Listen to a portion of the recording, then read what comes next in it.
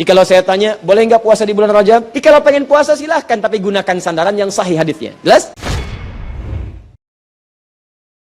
Ada pasangan yang bisa kemudian bersatu, ada pasangan dalam bentuk lawan, lawannya hitam, lawannya putih, ya kan?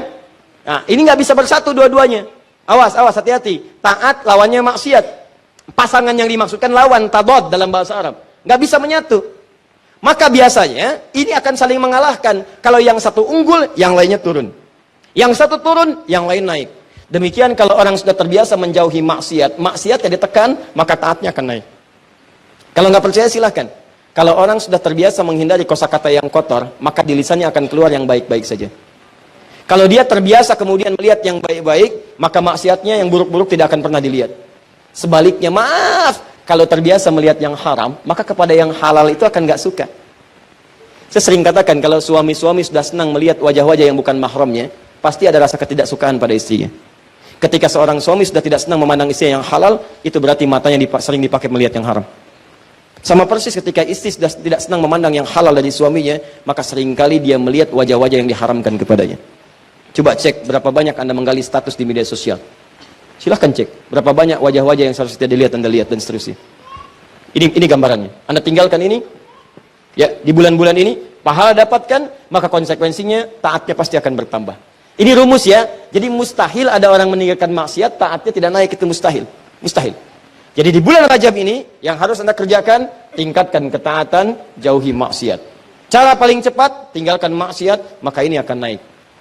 Nah, ada satu rumus yang saat ibadah ini dikerjakan, rumusnya dilakukan, maka dua-duanya ini akan segera otomatis terjadi.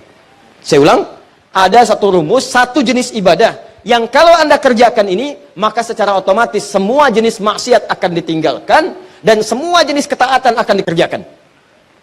Ibadah itu namanya puasa. Cuma puasa. Yang saat dikerjakan pada saat yang bersamaan, maaf, orang yang puasa, saat mengerjakan puasa itu pada saat yang bersamaan, sudah pasti akan meningkat nilai ketaatan dan amal ibadahnya. Silahkan kalau tidak percaya. Anda tidak puasa, belum tentu bisa memberi. Silahkan cek. Ada yang di depan mata minta pak, minta pak, minta, belum tentu diberi. Tapi saat puasa, jangankan yang kelihatan mata, yang tak nampak di data. Berapa yatimnya, berapa du'afanya. Silahkan cek saat Ramadan. Bukankah Anda mendata berapa yatim, berapa fakir, berapa miskin. Anda kalau tidak sedang puasa, belum tentu baca Al-Quran. Tapi saat puasa, itu bisa buka dalam setiap kesempatan. Buka Al-Quran, baca. Anda kalau tidak sedang puasa, jangankan sholat sunnah, sholat fardu terlambat biasa. Tapi kalau sedang puasa, jangankan yang fardu, yang sunnah Anda kerjakan. Jadi puasa itu, pada saat yang bersamaan ketika dikerjakan, pasti bisa meningkatkan amal soleh. Saat bersamaan, orang puasa pasti meninggalkan maksiat. Nggak ada orang puasa sengaja mengerjakan maksiat, nggak ada. Dan dia akan jaga. Silahkan cek. Lisan mau berdusta, dipancing-pancing, nggak mau. Ya, lihat. Mau marah, ditahan. Kenapa? Takut batal puasanya. Itu latihannya.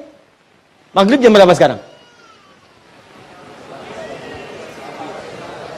18, 17, 18, 19, 18, 20. Ya. Kita ambillah pertengahan. 18. Jam 6 lewat 18. Maghrib jam 18. Ada orang mencela Anda habis-habisan jam 18 lewat 15. Tinggal 3 menit lagi maghrib. Wah, Anda diprovokasi. Dasar begini, dihina habis-habisan Anda. Dihina habis-habisan. Tapi Anda nggak membalas. Padahal biasanya temperamen. Ditanya, kenapa nggak balas? Nanti habis buka. Habis buka. Takut batal puasa.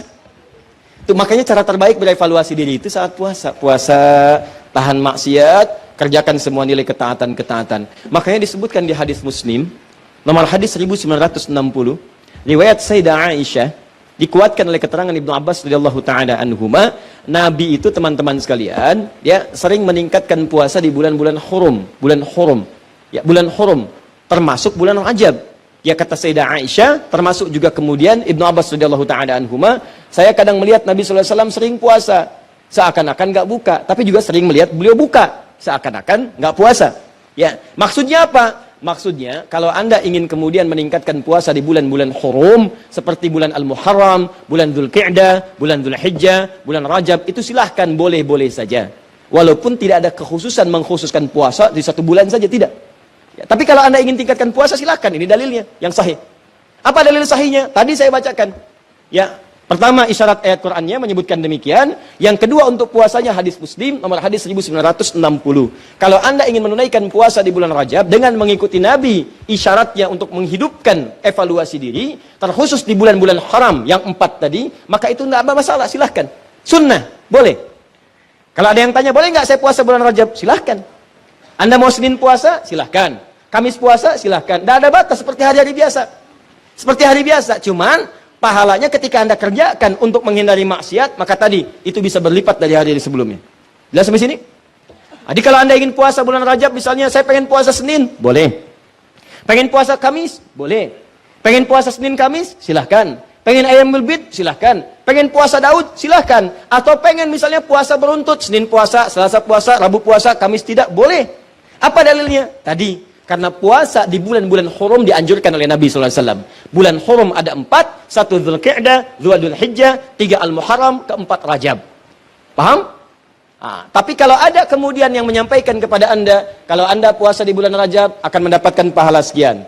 Puasa di bulan Rajab mendapatkan surga, nanti di surganya ada sungai namanya Sungai Rajab, ya kan? Puasa sehari di bulan Rajab, maka Anda akan diampuni semua dosa, dibebaskan dari neraka. Kalau sudah bebas dari neraka, ngapain puasa Ramadan?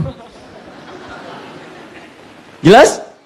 Jadi keutamaan puasa di bulan Rajab itu sebetulnya keutamaan umum yang disebutkan dalam dalil-dalil masuk dalam kategori puasa dan ibadah di bulan-bulan hurum, seperti keutamaan di 3 bulan yang lainnya. Tidak ada amalan-amalan khusus misalnya yang hadis-hadisnya menunjuk keistimewaannya. Tapi kalau Anda kerjakan, silahkan saja kerjakan dengan niat mengerjakan amalan-amalan rutinitas seperti yang lainnya. Dan pahala Allah berikan kepada Anda. Contoh, Anda pengen sholat malam, silahkan sholat malam.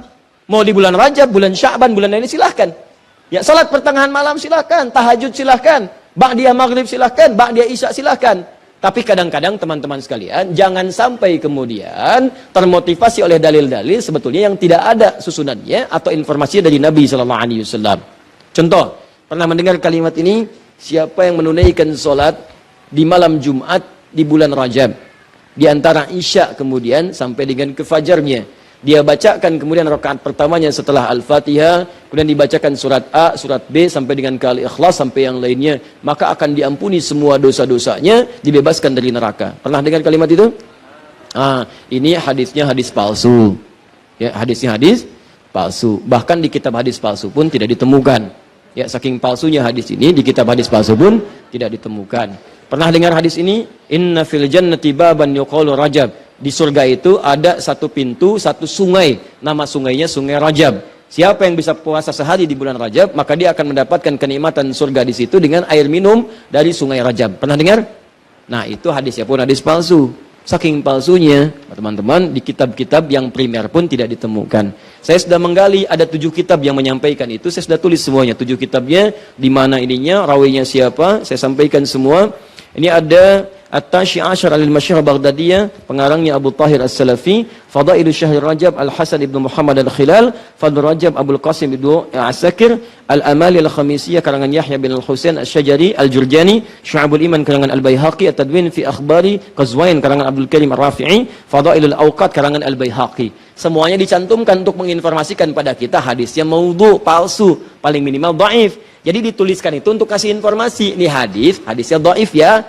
Ya, hadisnya palsu, jangan dipakai sebagai rujukan. Bukan dituliskan untuk menginformasikan pada kita itu amalan, jelas. Tapi kalau Anda misalnya pengen bangun malam, silahkan. Cuma jangan merujuk kepada informasi tadi. Jadi kita bersikap adil di tengah-tengah. Awas, hati-hati. Hadis ini ditampilkan bukan untuk mencela orang. Jadi jangan sampai Anda melihat ada orang misalnya puasa di bulan Rajab, Anda katakan, oh ya hadis palsu. Bukan. Karena dia bisa menggunakan yang sahih.